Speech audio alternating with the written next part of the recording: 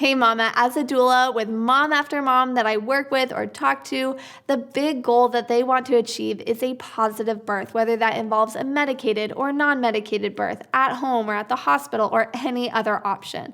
Well, over the years, I've noticed 5 things that moms do that can actually sabotage their birth experiences, and I'm going to share them with you in this video so that you avoid them as you prepare for your own labor and birth. I'm Bridget. I'm a mom of 3, a childbirth educator, and a birth doula, and it's my passion to help parents feel empowered and equipped for their pregnancy and parenthood journey.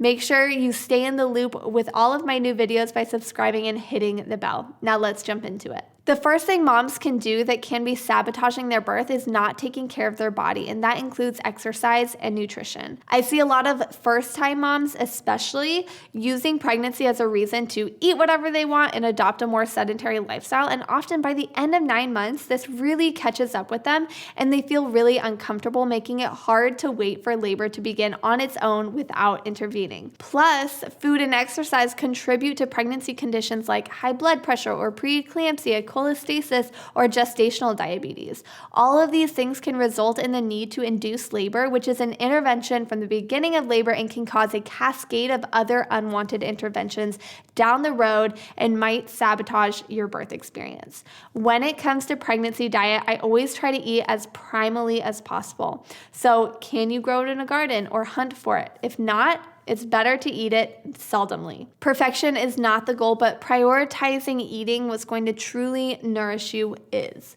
Getting at least 30 minutes of movement each day should also be a goal, and it doesn't need to be a strenuous workout every day. Even a 30-minute walk is beneficial.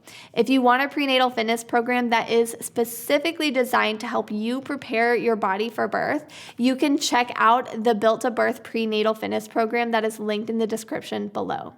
Number 2 is only going with the flow. I know so many women who said they're just going to do exactly what their provider tells them to do and go into labor without expectations and just go with the flow. And sadly, this sabotaged many of their birth experiences. Their experience felt out of their control. They were traumatized by some of the outcomes, and birth didn't feel empowering. Now, I think most women would agree to not just only go with the flow when planning for their wedding. You never say, well, I can't control the weather, so I'm not going to even consider what I should do if it rains. You'd never let someone else write your vows for you.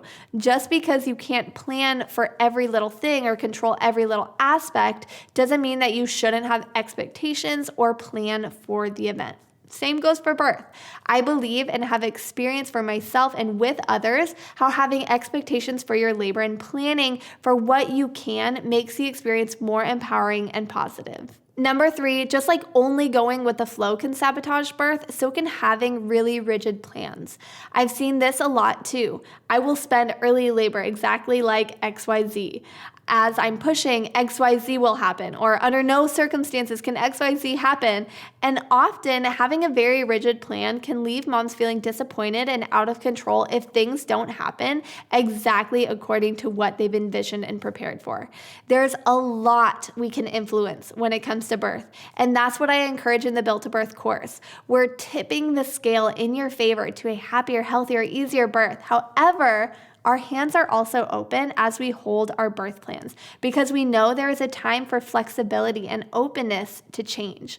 Getting informed during pregnancy and knowing how to make informed decisions in the moment is so important because it allows you to be empowered and stay in control even if things must take a detour from your birth plan. In my Built to Birth course, I teach you why and how to avoid the most common interventions in labor, but I also explain how to navigate them equipped with information in the event that they are necessary to keep labor as natural and normal as possible. You can check out the full course linked up here in the corner or take the free mini birth class today, which is linked in the description below. The 4th thing that can sabotage your birth is negative self-talk. I say this in my hypnobirthing workshop, where the mind leads, the body follows.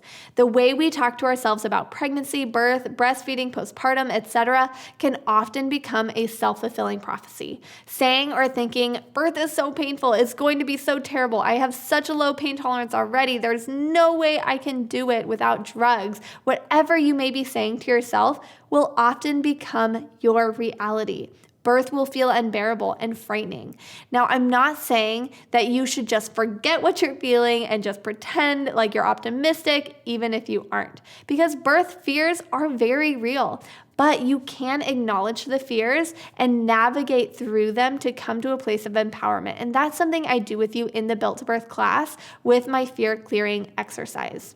And then instead of dwelling on it's bad, it's painful, it's dangerous, whatever it may be, you retrain your self-talk to say things like, birth is challenging, but I can do hard things. Or I am controlling what I have power over and letting go of the rest. Or I trust the journey that generations of women before me have been on. Positive self-talk is so instrumental in your positive birthing experience. The fifth thing that might be sabotaging birth is staying with a red flag provider.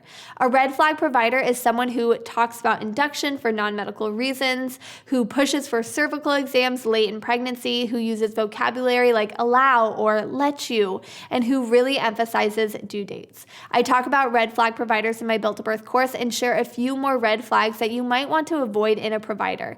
But for the sake of time in this video, I think you get the gist. If you are a low-risk pregnant woman, having a provider that over-medicalizes the process of pregnancy and birth can sabotage a normal labor and birth and cause the experience to be less positive.